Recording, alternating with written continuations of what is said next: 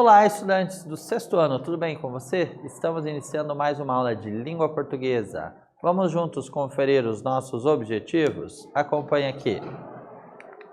Vamos fazer a leitura de uma receita culinária, certo? Você aí na sua casa tem acesso a alguma receita por meio de caderninho, de anotações lá da avó, da mãe, ou um livro de receitas, ou mesmo fazendo aquela busca no celular ali, através da internet, né? Ou no notebook, enfim. O importante é ter contato com o texto, certo?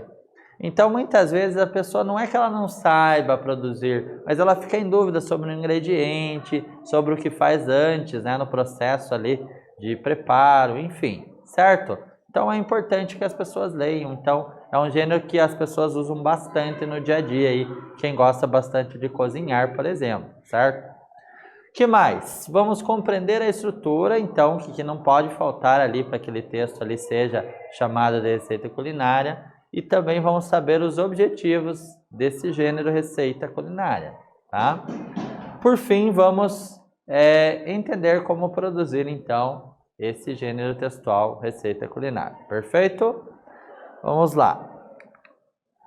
Como será que é a estrutura, então, da receita culinária? O que vocês lembram quando vocês leram, né? Por mais que vocês não tenham preparado algum prato, ou pode ser que alguns de vocês prepararam, outros não, vocês devem já ter lido alguma receita, não é mesmo? Às vezes, numa embalagem ali de algum alimento, vem lá uma sugestão, por exemplo, de uma receita culinária, né? Que utiliza aquele ingrediente, né? É bem interessante. O que mais? Como que é a linguagem utilizada então na receita? Será que é uma linguagem tranquila, fácil de compreender, ou é uma linguagem mais complexa, né? Será que a linguagem é formal ou será que ela é informal, né? Com certeza a linguagem ela é bem tranquila, fácil, né? Porque as pessoas precisam ler e rapidamente ali fazer ali o processo, né? O passo a passo para que aquela receita se realize, tá bom? Que mais? A linguagem geralmente ela é formal, né? Ela busca ser formal, certinha, para que as pessoas todas possam compreender, então, tá? E você, aí na sua casa, né? Já conseguiu ou acompanhou ali, né? A produção de uma receita, né? Alguém já fez sozinho ali, né? Algum tipo de prato culinário, né? Ou mesmo sobre a revisão ali, né? Acompanhamento ali dos seus pais, dos seus avós. É muito legal, né? Se você tiver a oportunidade aí de aprender a fazer algum tipo de comida aí, faça, né? Porque a gente não pode esperar somente a fase adulta chegar, porque é uma coisa que vai fazer parte do nosso dia a dia. A gente vai precisar produzir alimentos também, né? E não podemos ficar dependendo somente do que a avó, do que a mãe produz, ou às vezes até o pai, né? Cozinha aí também muito bem, tá bom? Então, vamos adiante? Olha lá, antes de lermos então uma receita culinária, eu quero que você acompanhe comigo aqui esta reportagem, né? Nós vamos ler aqui o título, né? Que nós chamamos de manchete na reportagem, e também a linha fina, que é o subtítulo, tá bom? Olha lá. Então, a manchete: comidas típicas do Paraná levam pinhão, milho e erva mate. Escolha uma receita e aventure-se na cozinha. Já a linha fina, que é o subtítulo, é a seguinte: carne de onça, pinhão tropeiro e caldo de galo caipira são algumas das receitas que unem ingredientes conhecidos dos paranaenses. Foi publicada no portal G1 Paraná no dia 28 de 5 de 2021, 5 horas e 30, certo? Então perceberam ali alguns ingredientes típicos aqui da nossa cultura aqui do estado do Paraná? Pinhão, erva mate. Fala-se no milho, né? O milho não é necessariamente só paranense, claro, mas alguns pratos típicos à base do milho são feitos aqui no Paraná também, né? Então, é nesse sentido que fala-se dos ingredientes. Vamos observar então, né? Conhecer melhor esses pratos típicos. Olha lá. Então, a culinária do Paraná, ela contém o quê? Influências de africanos, indígenas e dos povos europeus também, né? Colonizadores aí, que chegaram aí, todos os povos, eles são bem-vindos, né, no nosso país e principalmente no nosso estado. Em cada região do estado há pratos que fazem parte da cultura local, né? Citando, por exemplo, o barreado, né? Que é um prato típico ali do nosso litoral paranaense, né? Tem pessoas aí, né, que fazem aí receitas utilizando erva mate, né? Utilizando o pinhão, enfim, qualquer ingrediente, né, que seja local. Todos eles são, né, bem legais e interessantes de serem utilizados. Às vezes a gente pensa, como que as pessoas tiveram ideia de fazer aí, né, esse prato à base desse ingrediente? Beleza? Certo? Vamos lá? Vocês já experimentaram algum dos pratos mencionados ali na linha fina da reportagem? Né? Por exemplo, pinhão tropeiro. Você já comeu pinhão tropeiro? Né? Já comeu algum prato ali à base de erva mate? Né? À base de milho? Né? Então é bem interessante aí de ser utilizado, né, esse ingrediente. E agora eu convido você a conhecer melhor um desses pratos típicos, mesmo que você ainda não pôde experimentá-lo, né? Talvez sirva aí de sugestão aí futura para você experimentar. Olha lá, qual será então o nosso prato típico aqui? Qual? Vamos ver se vocês acertaram. Ah, pinhão tropeiro, olha que interessante. Olha como que ele é, aparentemente como ele é, né? Formado ali, como que ele fica apresentado, né? Bem legal. Aparentemente deve ser saboroso, né? Deve ser bem bom esse tipo de prato típico. Mas assim, beleza, professor, já sei como é, mas assim, como prepara? O que eu preciso? Que ingredientes, né? O modo de fazer, como que faz isso? Vamos saber? Vamos conhecer melhor isso? Olha lá, vamos adiante. Ingredientes, o que eu preciso utilizar? Acompanhe a nossa lista. Primeiramente, né, o ingrediente principal, 1 kg de pinhão, 2 cebolas médias, dentes de alho, 3 colheres de sopa de óleo, 300 gramas de bacon, 2 calabresas, 5 folhas de couve picada, 4 ovos, cheiro verde a gosto, 2 xícaras de farinha de milho, 2 pimentas dedo de moça, sal a gosto, açafrão a gosto e pimenta do reino a gosto. Beleza, perfeito. Já tenho a minha lista de ingredientes, isso é o que eu preciso, né? Para que saia ali com aquele sabor. Mas como eu faço isso? O que eu faço primeiro, professor? Ah, vamos saber então modo de preparo, tá? Olha lá. Modo de preparo. Cozinhe o pinhão na pressão por 1h30. Descasque. Corte grosseiramente e reserve.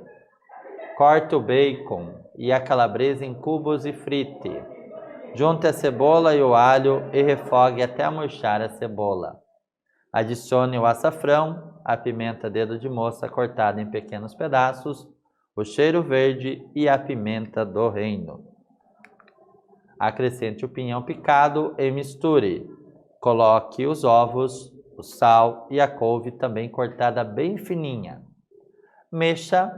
Por último, adicione a farinha de milho e misture. Olha que bacana, né? Então, tem todo o processo, o que precisa ser seguido primeiro, para depois o prato poder ser finalizado, tá bom? Então, precisa seguir na ordem ali, para que saia tudo adequadamente, tá bom? Olha lá, então, agora a nossa primeira atividade. Acompanhe aqui comigo o enunciado. Que ingrediente da receita lida é típico do Paraná? E você sabe qual a relação desse ingrediente com o nome da capital do estado, Curitiba? Pense e já voltamos.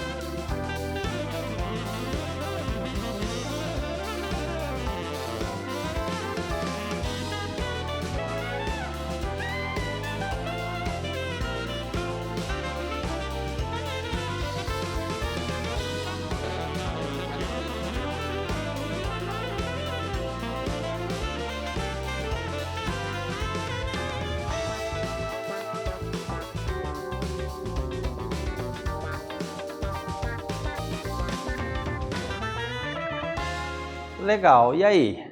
Você conseguiu ali responder? Conseguiu identificar?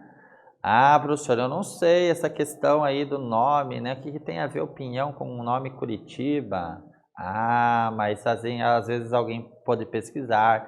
Mas assim, quem não sabe, o professor vai ajudá-los então a saber o porquê. Vamos lá? Acompanhe junto.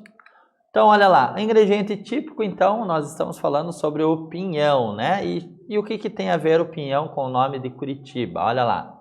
Curitiba, ela é uma palavra de origem guarani, né? Curitiba, quer dizer grande quantidade de pinheiros, pinheiral, na linguagem dos povos indígenas, primeiros habitantes do território.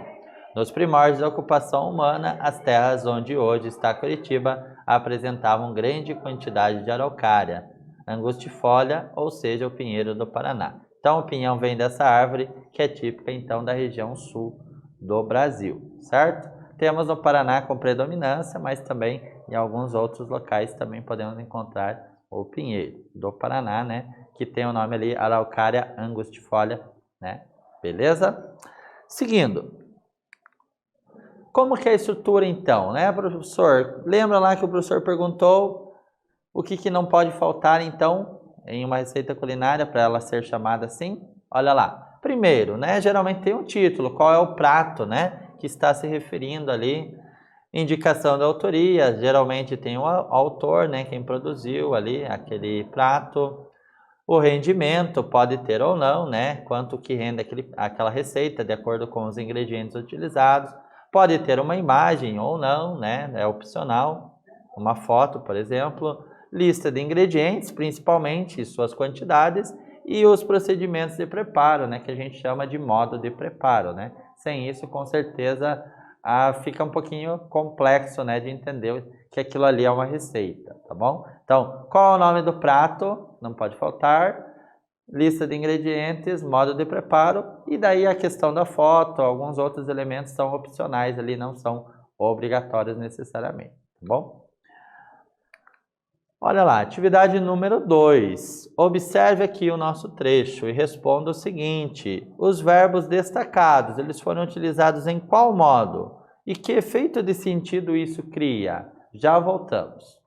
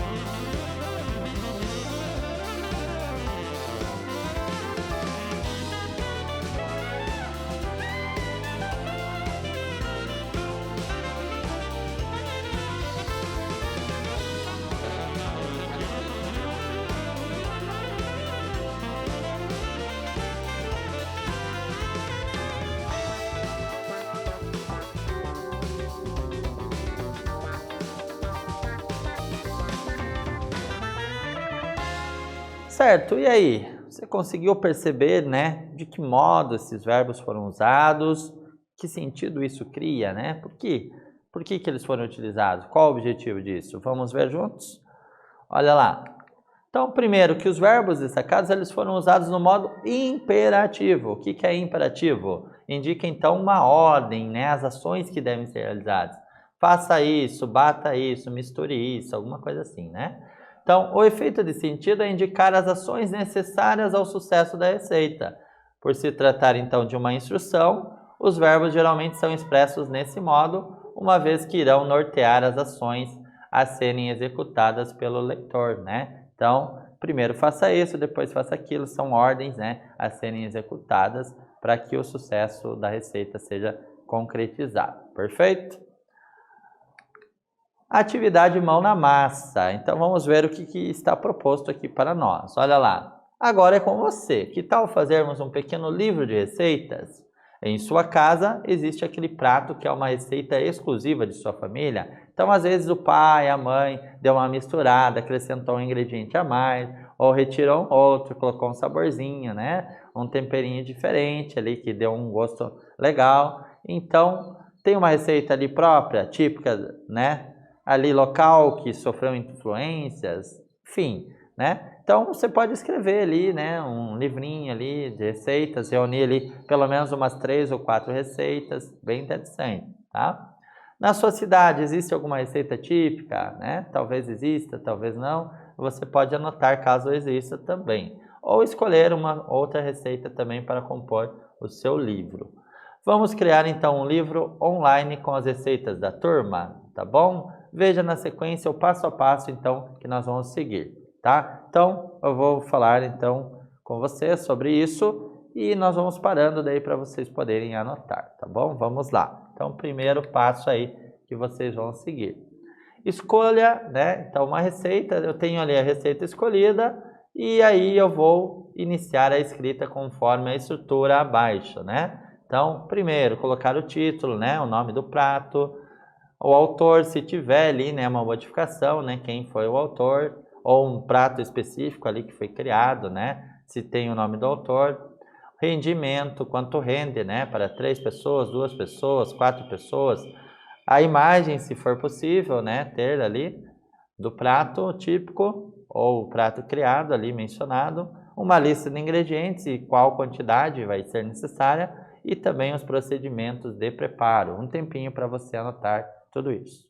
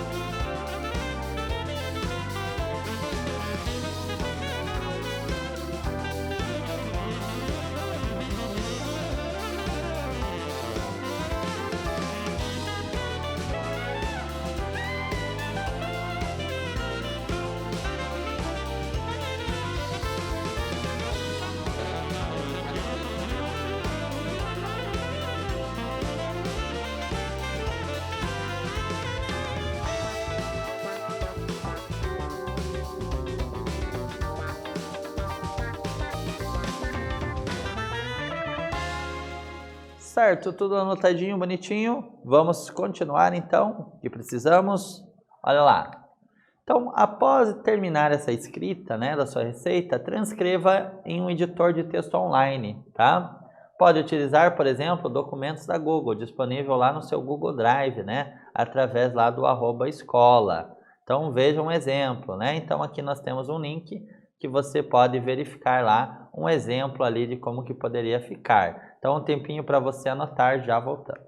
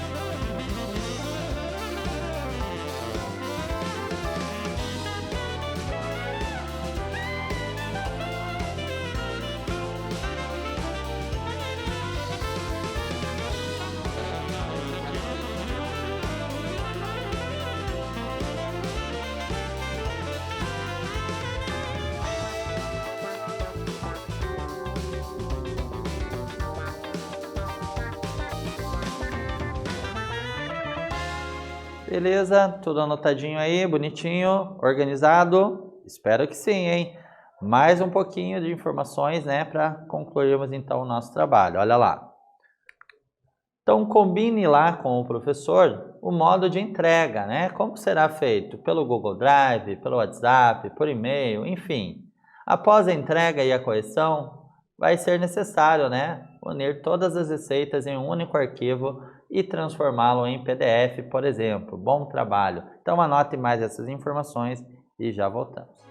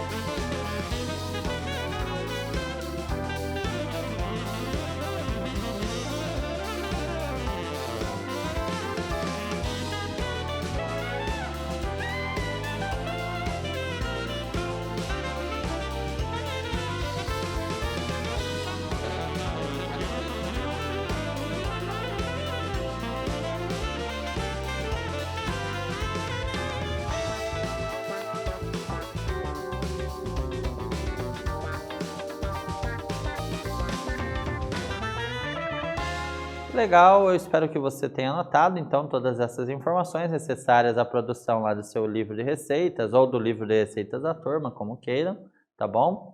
E vamos conferir então o que nós trabalhamos. Olha lá. Na aula de hoje nós fizemos o seguinte, né? Fizemos a leitura de uma receita culinária, né, com um prato típico da culinária paranaense.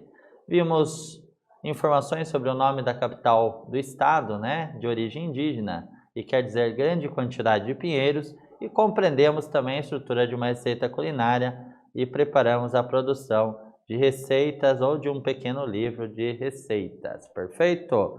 Então, agradeço a todos que nos acompanharam e até a próxima.